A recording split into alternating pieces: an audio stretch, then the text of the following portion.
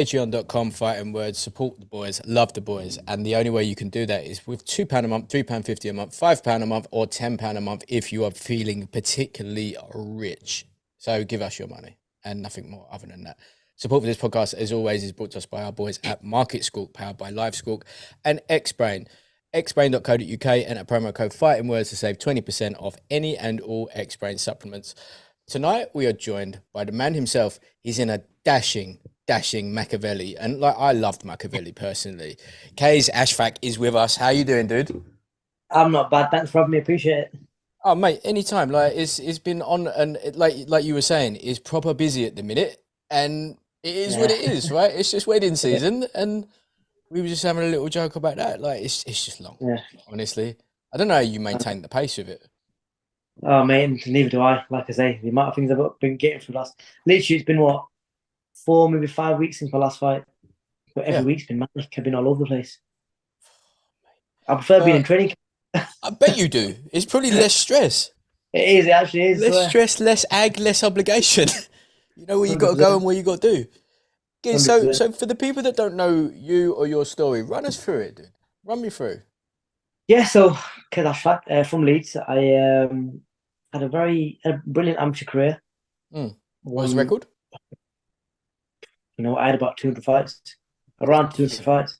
It's decent. Boxed all over the place. Won, I think, 10 national titles. That's not All the way bad. from schoolboy, junior, youth, senior.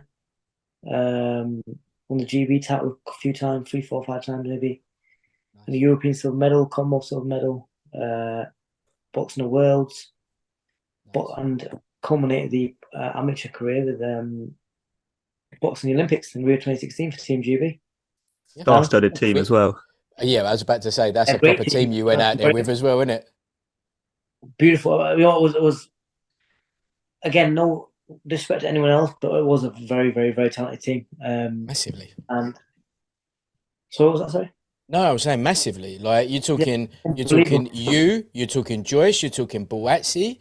Who else was on there? Cordina? Coley, Roxy, Kelly. Claudine, Galal, Kelly, Oh, it was Pat what a McCormack. lineup. Oh, mate. It was Come on brilliant, now. brilliant, brilliant spot it was. But yeah, like assistant and turn professional. Hmm. Boxed recently, 5 weeks ago for a British title at Yeah, super featherweight, which was really 2 weeks ago of what I've really been fighting at. But 100%. wasn't Why really. did you do that? Is it just the Just, opportunity and you thought I'll have it? yeah. To be honest with you, 100%. I've been calling everyone else in super bantamweight and featherweight, Yep. and no one to fight me, no one to give me the opportunity. And I just signed with Leeton Yep. at Let's Go Management, and he said to me, "Listen, I've got an opportunity for a British title, but it's at super featherweight." And me and my coach, who believe in myself anyway, me and my coach said straight away, "We're taking it." Simple as that. Before anyone else tries, have a go at it. I want it as soon as. And that didn't really go brilliantly. I didn't think I won the fight, but didn't go Hmm. brilliantly. But hopefully, we're pushing for a rematch because there was a bit of controversy in the fight. So hopefully, Yeah. we're trying to push for a rematch. So, I mean, from your perspective, how did you think? I mean, what do you think that spun it against you in that one? Obviously, like you saying, there's a little bit of controversy. It was very, very close. Really And close. That was to be honest, what lost me the fight essentially mm, was two knockdowns that for me weren't. yeah, To be honest with you, funny thing was in the fight, and I'm sure he's admitted to being hurt a few times in that fight. In that fight, I wasn't hurt once. Well, you no, only have to look at his face coming out of it. I mean, he looked like he'd been through hell. Exactly. 100%. Like I said, I personally, I could tell you right now, I wasn't hurt once in that fight, even though I moved 2 weights. But in terms of who was hurt, it was more him. But obviously, it was two suspicious knockdowns that, in my eyes, should never have been called. And because of mm, that, on a scorecard, I lost the fight. And even with them, one of the judges had me ahead. And then there was yeah, a bit more controversy when one judge had me ahead by 2, the other judge had me down by 2. I think the last one had me down by 8 or something stupid. And I'm sitting there thinking, how does that add up? But that's judging for these days. But you gotta take the wins with your losses. And I've took some big positives from the fight as well, which I do yeah. believe. Hopefully, got the rematch. It keeps me in good stead, and hopefully go out there and win the British title when I get the rematch. So are you planning 100% on staying at super feather, or do you want to avenge that, then go back to a weight that's more in line with your frame? For me, I don't mind staying at super feather. Everyone likes eating, but but I don't mind staying at super feather. It's just more the opportunities. If the opportunities are there, I'm there. Yeah. And obviously, win the British title, I get more opportunities anyway. So I'm happy to stay there. Well, I mean, like we had Tyler Denny on the other night. Like he has been. Yeah. I don't want to say he's been blocked from British title, but I don't know what the geezer has to do to get a British title shot. But the long short of it is it means so much. Like a British title is. I don't even know how you would describe it. It's like there's fighters out there that dream of a British title. They're not even that fussed about world, but like British title means And it. it's And beautiful as well. The way it looks. this is it. That's the only one I haven't got a moody replica of Beautiful. yet, but it's happening. Right? Definitely. But like you say, it's a very prestigious belt, and obviously with me as well. I want to like say hopefully I'm hoping to get the rematch soon. I've got Lee Yeah. working on it, and hopefully that comes. And obviously I trust Lee into hopefully get the rematch. But me winning that title will also make me the first British-born Pakistani to win it. So I'm hoping to Really? make a bit of history there as well. But literally the And- first British-born Pakistani. The only Wow. person who's from the same sort of background that's won it is Qais Ashfaq, but he was never British born. Ah. He was Amir born never in won a British title. never boxed for it. He boxed for a Commonwealth, and from there boxed That's straight for a world right. title. That's where it was. You know, that's Yeah, mad. so hopefully we want to make a bit of history as well. It's actually really nice to see like the now upsurge in Pakistani fighters coming through, right? Because it's But you just look at that show last week. there you go. Like my mate Khalid Nasser, he's based in Dubai, but Yeah. he's Pakistani. Do you know Khalid? Very good Like, mate, man. Yeah, there you go. Like, yeah, he's like I love Khalid. He's a mate of mine as well. Small world. But yeah, like he was talking about it as well. Like it's his thing that he wants to do to go at the end of his career is to go out to Pakistan and to start really developing in-house talent and get. I mean, he was talking madness about trying to form commissions and all manner of stuff. But you know, he's a very ambitious yeah. dude, isn't he? No, he is. But you know what it is over there. That's what they need. They've got plenty of Yeah. fighters out there, but it's just they don't handle it the right way. And Yeah. there's a bit more like with the commission, for example, more professionalism around there.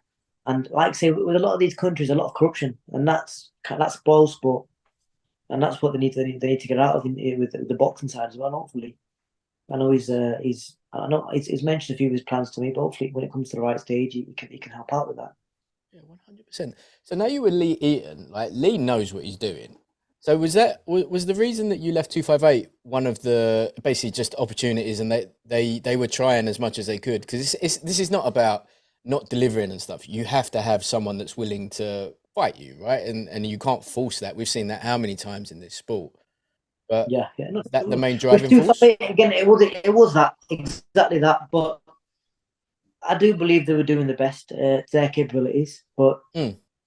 the contract had come to an end, and Right. in my head I thought, okay, before I do anything else or renew the contract with them, obviously I'd been at boxing in terms of the high level for me, the level that I do believe I'm on. I'd been a bit stale. I wasn't getting the right fights, so I thought before I do renew a contract, and let me just talk to other people. You know, it'd be the right thing to do. And we spoke to Lee and a few of us, and Lee actually, believe it or not, came back with that fight before I even signed, and that showed me how enthusiastic he was. Yeah. And I was sat there thinking, I'm not even signed with you yet, and you've got me this. That's unbelievable. And in my head, that made it easy for me to make a decision. No It's brainer. either, Yeah. it was a no-brainer. Like you say, it made sense to go straight into that title fight, which I've been waiting for, which I've like I said, then that sort of level is what I do genuinely believe that I'm at, and on the TV stage, I mean, I know I can get even higher, and like say, Lee came with the right opportunity, and I thought it makes sense. So what is The next when step you was literally decided. just straight up, there you go, send it over, send the Yeah, paperwork, let's do literally. this. Beautiful. So Yeah, for exactly you, right, when you started boxing, how old were you? 8 Like, going on 9. okay. And like, was there an inspiration, or did you just get dragged down the gym because you was a young delinquent in the making, and parents just went sort something out? No, to be honest with you, I've not I can never say that I was that naughty kid in school or anything like that. I was always cheeky. That's just even I still am now. But but I was never that naughty kid. Got in loads of fights and stuff. But my cousin used to box before me. He had obviously his amateur career wasn't as as high level as mine was, but he boxed some good names, boxed Frankie Gavins, all that sort of stuff in the amateurs. Really? And he was decent. And when I was just must be about 5-6 years old, he was boxing quite a lot around then. And I used to be interested. When I used to find out he'd box. I couldn't go to the fights at that point, I was too young, but I used to find out he'd box. I'd go to his house, go check his trophies out. He'd tell me about the boxing, his fights. And it was actually his dad that noticed my interest in the first place. Whenever we fought, I'd ring him saying, I want to come over, I want to see what, I want to know about the fight and see his trophies and stuff. And he said to me that I must be about 5-6 years old. He goes, when you're the right age, I'm going to take you to the gym. And at that point, I think he must have, I don't know whether he spoke to the amateur coach or not, he must have said around 9 years old. So literally, I think it was about a week before my 9th birthday. So bear in mind, this is about 2 years on, give or take. But a week before my 9th birthday, he turned up to my house. I see him downstairs. I said, go say hello to him. And I walk out. I'm sat in the other room. He's having like a very serious discussion with my mum. And I'm thinking, what's going on here? I can hear a couple of things. Turned out what he was trying to do was convince her to let me go to the gym with him. So that finally happened. He finally convinced her. And then, just from there, it was one of those things I just enjoyed going to the gym. I enjoyed the atmosphere of the lads. We had a good laugh all the time. We trained hard as well. And it was kind of a natural progression after that. Like I say, I had my first fight when I think it was back then, it was 11 yet to be. And then the year after that, I won my first national title. So it was a very natural progression. Like once you start winning national titles, it's very natural. And to be fair with you, I always tell this story. I won my first national title, and in my head I'm thinking, I just couldn't believe myself. I thought, am I actually that good? Or was it a fluke? Yeah. So I had to win another one and another one after that. That's one of them every year. So I thought, you know what, I must be quite good here. Yeah, I was about to say, how many do you have to nick before you're like, oh no, I'm all right at this. I can do this. Literally, I boxed again and again. I won plenty of national titles. And I probably started believing myself a bit more when I started fighting for England. Yeah. Then you think, okay, this is proper, especially with the fighters you see around you and the quality of them. You realise that, you know what, I'm quite good at this. But it's mad how it took me that to get to fighting for England to realise that. That's nuts. That's nuts, but that's natural though, isn't it? It's just one of them things, especially like as any human, you're always going to compare yourself to the people around you, and it is what it is. When you was part of the GB squad, right? How deep into the realms of fantasy was Joe Joyce? Because Joe Joyce is probably the biggest, most terrifying man ever to play computer games and watch anime and all of the shit that he does. And you're just like, I'm not sure this should really be working, but it does. You know what a lot of people don't know, I'm not sure whether you know this, but before he was a boxer, he was a cheerleader. Yes, I do. And that's even more terrifying. That explains the somersault. But that also made him so agile. You could like see him do backflips and all that. I know the way he fights. It's like, how does this work? He does it like one of those DARPA robots, them soldier robots that you see on the internet. How he moves. Yeah. It shows that physically he shouldn't be able to do it, but he does. Yeah. So was he always like that? But he was still the same back then though. Computer games, all that. He was always that sort of guy. And I guess he got used to him afterwards, the way he is. Right, so after the rematch, right, you get the British title. Do you think that they would then want a rematch for the rematch or nah? So, from what I understand, what I found out recently was that hopefully, again, the rematch happens. I get the rematch, I beat Liam Dillon, become the British champion. And on the other side of the draw, so to speak, there's now Reece Belotti and Akif Fiaz fighting for a final eliminator for the British. Okay. And for the Commonwealth night's been announced today as well. So from what I understand, so hopefully go out there, get the rematch, win the rematch. Yeah. And then the next fight I believe would be whoever wins that fight, I guess. Yeah. Because before that it was just an eliminator. But now it's a final eliminator, so I believe that means that's the next step. So would this be back on Wasserman again? Don't have a clue. Do not have a clue. again, I'm still waiting to find out about the rematch. But hopefully, like I say, it's looking, from what I understand, the conversations that I've had, look, it's looking positive. Positive. But until it's done, until it's signed, sealed, delivered, I'm not getting I'm getting my hopes. I'm not getting my hopes up, but I'm in the gym anyway. It's just, it's more serious then once it's done. Yeah. Yeah. I mean, there's no reason. I mean, for him, it must be really good money. For you, obviously, with your amateur background and your pedigree and the backing that you've got, it's as hard as it is, you are going to be the A side. That's just what it is, right? For him, it's a no-brainer for him to take that fight. He surely wants to do that. He was the boy from Chingford, right? I think that's where he's from, yeah. Yeah, it's like I'm from next door to Chingford. I know you. I remember him. It was a tough fight. Comes in like a bull. Yeah, it was a tough fight. It was a tough fight. It was a close fight, though. It was. It definitely was. But like I say, what swayed it for me was them two suspect knockdowns, and without them, I do believe even the scorecard without them, I win the fight. But you know what? It was actually, for the way he fights, he's actually a very nice kid. Yeah. You'd think the way he fights, he'd be a bit of a mad kid. But again, you get to know fighters. I got to know him even that week. I've never met him before. How many fighters do you ever come across that are actual dickheads? There's very few. Not many at all. Not many at all, yeah. This is what it is. This is always the weird misconception. It's like, no, very rarely is someone an absolute stroke, right? It's what it is. See, my take on that is they take all their anger out in the gym. So yeah, but also they understand the consequence of being an idiot. Yeah, exactly. Yeah. Yeah, and I guess, like you say, in the gyms, you get taught the discipline and all that anyway. So you're gonna have a bit of that. You've got to have a bit of that in you. Otherwise, you're not staying in the gym. No. Well, mate, look, listen.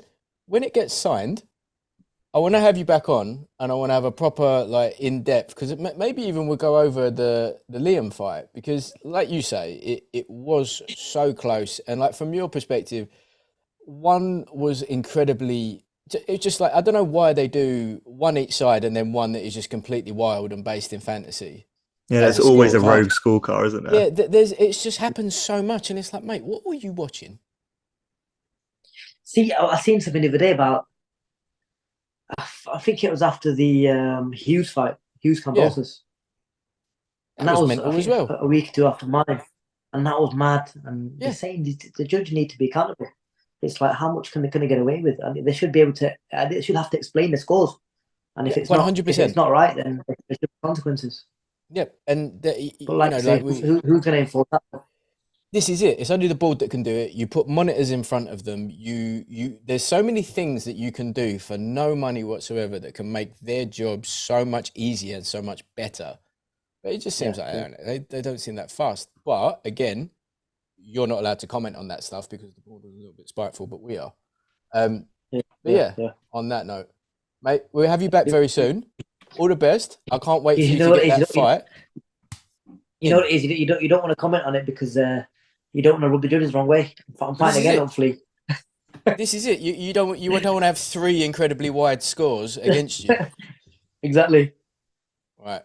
Champ, thank you so much for your time, dude. Thank you. I'll message you. We'll get it lined up when it gets signed, yeah? 100%. No problem. Shout out.